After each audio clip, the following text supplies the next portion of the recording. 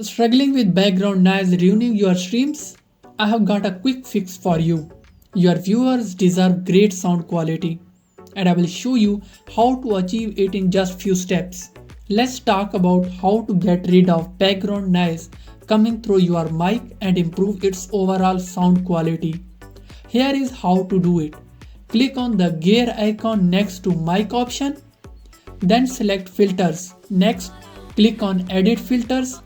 I have already added a couple of filters for my mic, but you can easily add new ones by clicking on the add filters button. From here, you can add filters like gain and noise suppression.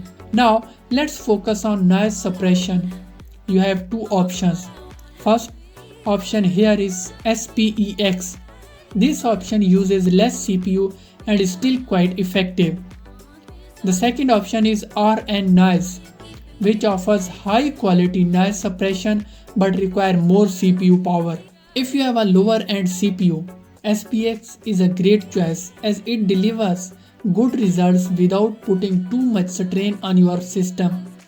Moving on to the gain, if you are speaking softly into your mic, you can increase the gain to ensure your viewers hear you loud and clear. These settings will eliminate background noise, echoes and any unwanted distractions.